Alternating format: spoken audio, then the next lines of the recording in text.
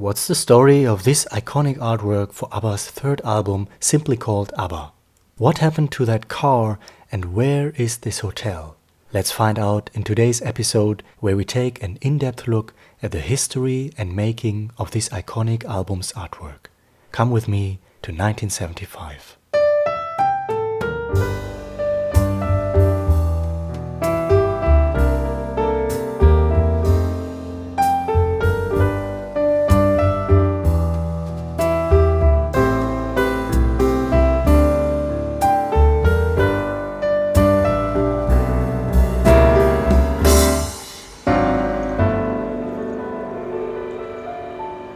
Here we are in front of the hotel.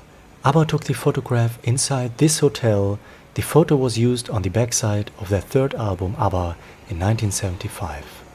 We see them pompously well dressed. There's a story behind that, we will talk about it, but first let's see how the reception area of the hotel looks today.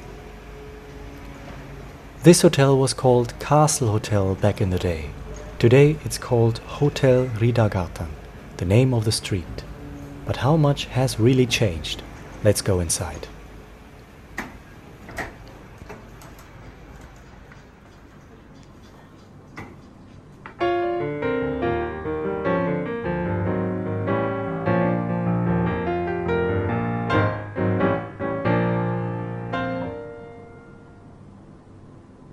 So this is it. You might say, wait a minute, this looks way too different. And you are right, it changed completely, even the doors and windows are rebuilt. But this is the hotel and reception area where ABBA was. The reason why they chose this hotel in the first place was actually because of its original vintage atmosphere of the 1930s. But as much as this hotel has changed, some very minor things seem to have survived in some ways. First of all, the dining room next to the reception has some remote vibes of that vintage time. This is also where jazz music used to be played. The chandelier we see in ABBA's picture is not there any longer, but if you take a look at this entrance area, we get to see a magnificent chandelier. It's not the same one, but it is a distant reminder of the ABBA picture. Much more interesting is the shape of this entrance door and window behind the chandelier. This may or may not be a leftover of the original round-shaped construction that we also see in ABBA's photograph. One of ABBA's most loyal photographers, Ola Lager, took the photographs, and he said about the back cover that they wanted to create a 30s or 40s feeling, a kind of film star romantic view. For the photograph, ABBA had to stand completely still and couldn't laugh because Ola Lager was experimenting with the light of the reception area. One of our friends, Ray Wright, mentioned how they must have used a slow shutter speed on the camera because Björn's food had moved. Indeed, if we take a closer look, we can see how Björn's food is in double focus. Someone else wrote this: I think the double image of Björn's one shoe is because he was tapping his food when the photo was taken, so that it captured that bit of staged action, as perhaps suggested by the photographer. Perhaps it was in sync with the waiting in anticipation while Benny looks to be booking them in at the hotel reception desk. The whole picture with those details and the overall color and light has this kind of dreamy atmosphere. Agneta is the only ABBA member looking directly into the camera, along with a woman at the reception. The legs of the otherwise unseen woman in the foreground belong to Rosemary Ferguson. Thank you to Chelsea Charger for letting me know. She is not only the mother of Swedish actress Rebecca Ferguson, but apparently she helped ABBA with the English lyrics for Waterloo. She went through all of the lyrics in Swedish and helped rewrite them to English, Waterloo. So if there's any mistakes, it's her fault. She hung a lot with the kind of avant-garde, cool people like ABBA back in the day. I think she was dating a man called Ron Spalding, and he took all of their cover images of their LPs. Yeah. Actually, she is on one of the covers.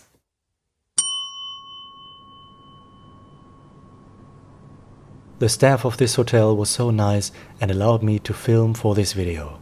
They actually had no idea that ABBA was here in 1975, and they were really curious to know more about it. I think they should put ABBA's album on the wall of this reception area. Just an idea. Make sure to visit Hotel Ridagata next time. This is the surrounding where ABBA came and went. So what about ABBA's car? Where was it and what's the story? Before we visit that location, it's important to understand why ABBA is pictured like that on their third album.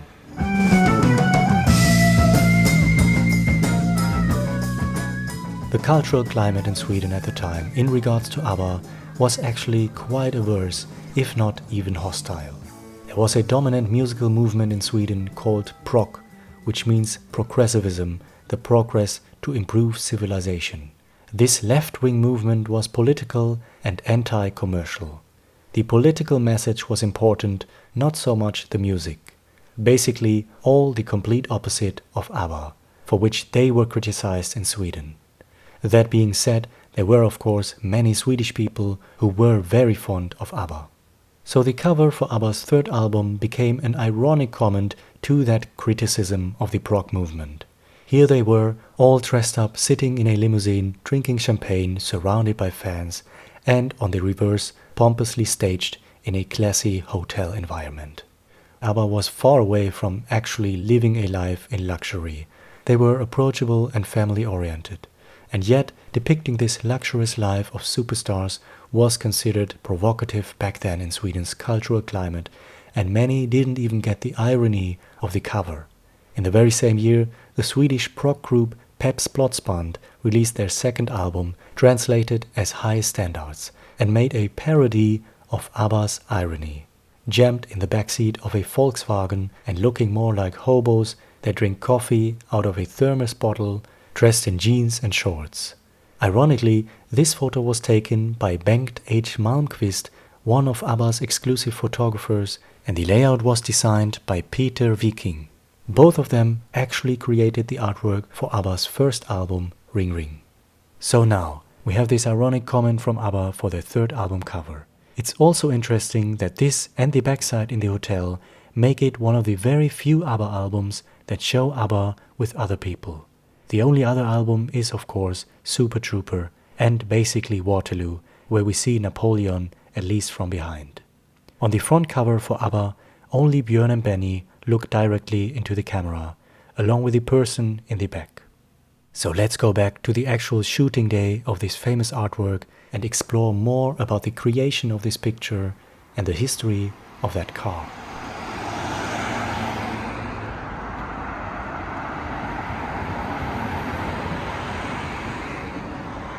This street here is quite busy, so ABBA went around the corner where it is much quieter. And they parked the famous car right there under that building. That is, according to the ABBA Guide to Stockholm, this is supposed to be the address. The book says that the car was standing exactly under this flagpole. Now, something doesn't quite line up with this address. The only clue to the actual location of this main artwork is given with these two windows in the background. They are very close to each other, and one of them is sprayed into a 3 rectangular way, with a marquee over each window. Comparing these windows with the address we have, the windows here don't match at all. I'm not saying that the book is wrong or that I distrust the photographer if those were his memories. However, if we turn around from this place and go a bit up on this very street, that building over there has windows that seem to match those from the artwork. The only thing that is missing is the marquee over each window, but those might have been there in 1975. So is this the actual spot where the main artwork was taken? Interestingly enough, just 300 meters away, there is another building with a matching configuration of windows. That one even has the marquee. However, the color of the wall and the surface don't seem to match, and I'm wondering if these windows are a little too high. On the artwork, they seem to be more on an eye level. Intriguingly, when we turn to the left from here, we can see the building that would become ABBA's Polar office in the summer of that year, 1975. There it is, right in the background. So if they were here, or even in the other street not far away, I wonder if Stig Andersson might have put his eyes on that building when they took those photo shots. Or was it the other way around? Did they end up in this neighborhood because Stig Andersson had already found the office and thought that the neighborhood was a suitable surrounding for the shot? In any way, they were here for the album shoot in and around this area, and they rented an office in this street where ABBA could change into their shiny dresses. The people you can see looking through the car windows are actual passers-by from that day who were asked if they wanted to take part in the photo shooting. A few years ago, one of them actually spoke out. The girl on the far left revealed herself and gave a fascinating insight into the shooting process of that day. Her name is Helen, and her friend Susanne called her one day. "Do you want to appear on ABBA's new album cover?" she asked. "Are you serious?" Helen said. Susanne's father knew people in the music industry, and so Susanne was asked to help with the shoot. They turned up at the PR company's offices in Stockholm to change their wardrobe. Afterwards, they went into the street where ABBA was waiting. "They look so glamorous," Helen said. She reported that Björn had to sit on some phone directories because he was shorter than the others. In between photos, ABBA chatted to them. Agneta and Frida were so nice and down to earth, but Benny was the friendliest, laughing and cracking jokes. The photo shoot took a couple of hours. Today, Helen is a hairdresser living in Australia together with her husband and 3 children. Many thanks to Gregory for sending me this fascinating article. I really wonder if someone else who was there that day is still with us and by any chance watching this video. Seriously, if you happen to be one of the people gazing through those windows, please let us know in the comments below. As far as I know, there are absolutely no alternate takes of this photo shooting. There is a black and white variation without the ABBA logo, but it's the same photo from the album cover, and this seems to be the one and only photograph we have from that day. That makes it the only studio album by ABBA from which we have only one photograph of the main artwork. I wish we could see an alternate angle, even from outside, to see the actual car and the people surrounding it. So what is the story of that car, and where is it today? The actual car that ABBA was sitting in was a Rolls-Royce Silver Wraith from 1947. That actually fits the theme from the hotel to capture a vibe of the 1930s and 40s. The car used to belong to Torsten Krüger, a Swedish banker. He was the brother of Ivar Krüger, a powerful and famous businessman who had a worldwide empire of match productions. They even made a film about Ivar in 1932, and his brother Torsten used to own the Rolls-Royce in which ABBA would be sitting in 1975. Mr. Torsten Krüger was frequently seen on the streets of Stockholm, driven by his chauffeur. At the time of the photo shoot, the car belonged to a new owner who acquired it 6 years earlier in 1969. That owner is actually pictured in the photograph as well as the very driver of ABBA. The car was auctioned in 2018, and last year it actually went on display. So today you can see the actual car at an auto museum in Simrishamn, a small town in southwest Sweden.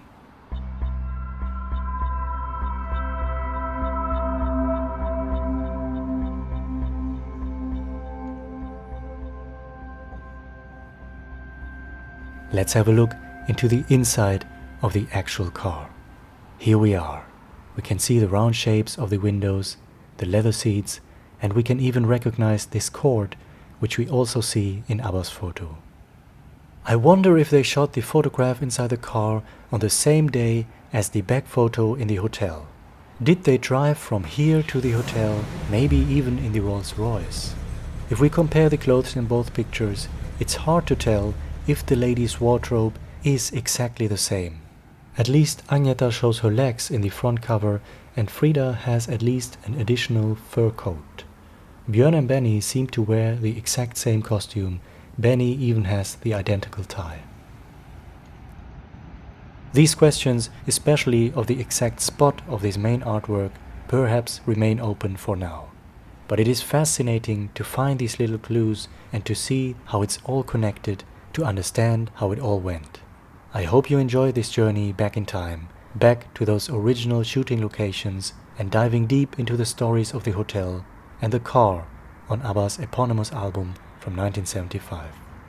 What are your memories of this specific album and the album cover? Let me know in the comments below. Thank you for watching. Alright, until then, hey do!